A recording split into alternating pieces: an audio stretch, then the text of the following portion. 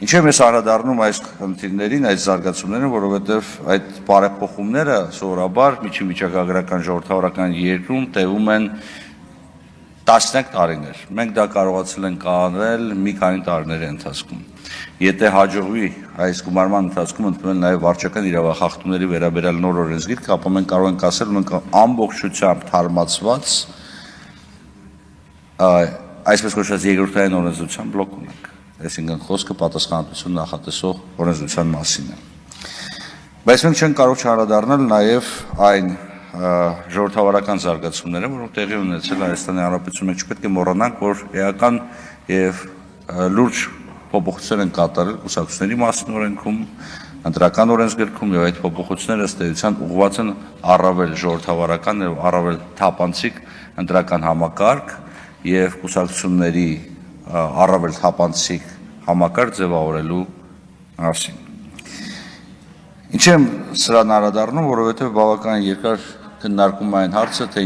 ինչու եւ ինչպես Հայաստանի Հանրապետությունում տապալվեց վետինգը, Հայաստանի Հանրապետությունում վետինգը ըստ էության այն ընկալմամբ, որի մասին մենք խոսում ենք, այսինքն վետինգը որպես հնարավորություն ստուգելու համապատասխան պաշտոնատար անձանց բարեվարկությունը չի տապալվել։ Տապալվել է այն վուլգար վետինգը, որը փորձում էին հրամսել թե աջից, թե ձախից, որի արդյունքում մենք ունենալու ենք հետևյալ իրավիճակ, որ Հայաստանի Հանրապետության դատա իրավական համակարգը ամբողջությամբ կխարխլվել եւ դրա արդյունքում մարդու իրավունքների խախտումները էապես կաճեն եւ դրա արդյունքում իրավունքի գերակայությունը էապես կնվազեր։ Բայց բարեվարկության այն համակարգը, որը ներդրվել է, այդ թվում այն բարեփոխումների արդյունքում, որոնք կառավարության կողմից ձեռնարկվել են 2024 թվականին, թույլ են տալիս այսօր արձանագրել, որ այսօր մենք ըստ էության պերմանենտ վետինգի գաղափարն ենք դրել մեր պաշտոնատար անձանց գործունեության ոլորտում, այսուհետև հայտարարագրման ինստիտուտի արկայության պարագայում դատա իրավական մարմիններում համապատասխան պարբերականությամբ բարեվարկության ստուգման մեխանիզմի ներդրելու պարագայում չի կարող լինել իրավիճակ, երբ որ ըստ էության անձը հայտնվի օրենքի լուսանցքում կամ հայտնվի մի իրավիճակում եւ վերջինս խախտում է օրենքը պարբերաբար եւ անբարևարկ վարքագիծը դրսեւորում եւ մնա անպատիժ։ Սա այն մոտեցումն է, որը ըստ էության հնարավորություն կտա մեզ, ոչ միայն այսօր, ամրագրենք, որ մենք ունենք բարևարկ դատա իրավական համակարգ, այլ հնարավորություն կտա նաեւ հետագայում խուսափել ցանկացած տեսակի անբարևարկ վերաբերմունքից դատա իրավական համակարգի շրջանակներում։ Չեմ կարող չանդրադառնալ հայտարարագրման ինստիտուտին, որի մասին երկար խոսել ենք, տեսեք հայտարարագրման ինստիտուտը կարևոր նշանակություն ունի։ Նախ եւ առաջ այո հայտարարագրման ինստիտուտ կոռուպցիա կանխարգելման հանձնաժողովի առջև, որի տակ մենք բոլորս գտնվում ենք, որը էապես կարող է ազդել պաշտոնատար անձանց բարեվարկության վրա։ Այո, պաշտոնատար անձի ամբողջ գործունեությունը պետք է լինի թափանցիկ, պաշտոնատար անձի ֆինանսական գործունեությունը եւս պետք է լինի թափանցիկ, եւ մենք պետք է կարողանանք այն տրամաբանությամբ առաջնորդվել, որ չի լինելու մի իրավիճակ, երբ պաշտոնատար անձը կարողանա որևիցե մեկ լումա ապօրինաբար ձեռք բերել։ Դրայից զուգահեռ չեմ կարող չանդրադառնամ նաեւ ընդհանուր հայտարարագրման ինստիտուտին, որը չգիտես ինչի այնպիսի սվիներով է ընդունում մեր ընդդիմադիր գործընկերների կողմից, կարծես թե որևիցե երկրում նման համակարգ չկա, եւ մենք առաջինն ենք, որը փորձում ենք ներդնենք այս համակարգը, որը ամբողջությամբ հակաժողովրդավարական է եւ այլն։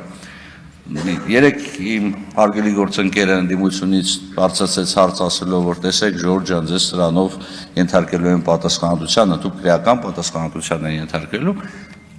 Ժորժ, նախ նորմալ է, որ անձը ով խուսափում է հարկերը վճարելուց, պետք է ենթարկվի պատասխանատվության։ Այլ հարց է, թե դուք բարձրացնում եք պատասխանատվության չափի, աստիճանի, բնույթի հարցը։ Այստեղ կարող ենք համաձայնվել, բայց դեք վերցնել մի քրեական օրենսգրքից մի հոդված, որը երբևիցե չի կիրառվել ընդհանուր հայտարարագրման շրջանակներում, ասել, այ այս հոդվածով ձեզ հեսա ենթարկելու են պատասխանատվության, այն պարագայում, երբ որ այդ հոդվածում հստակ գրված է, որ խոսքը վերաբերում է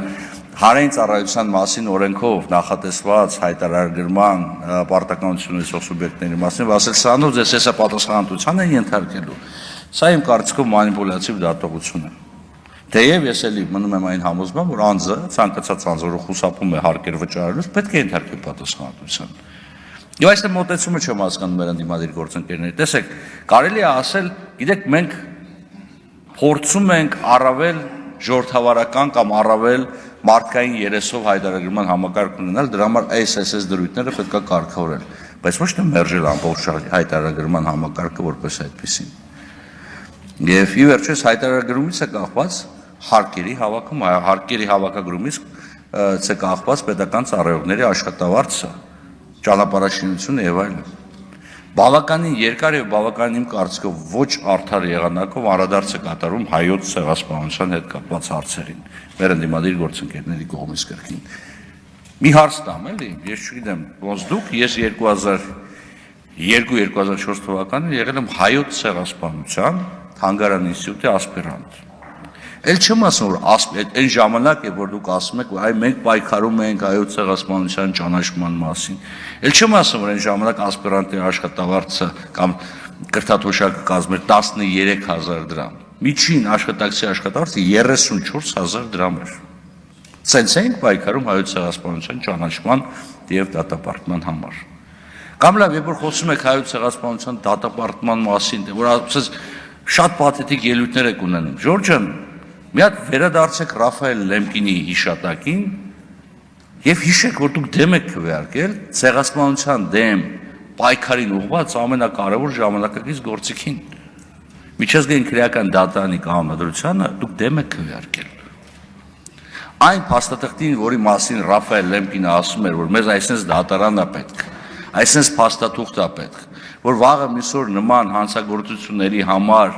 ոչրագործներ ենթարկվում են պատասխանատվության, որը ուղղակի կամ անուղղակիորեն ցեղասպանության մասին կոնվենցիայի հոդվածներում էր նախատեսված, եւ որը ստեղծվեց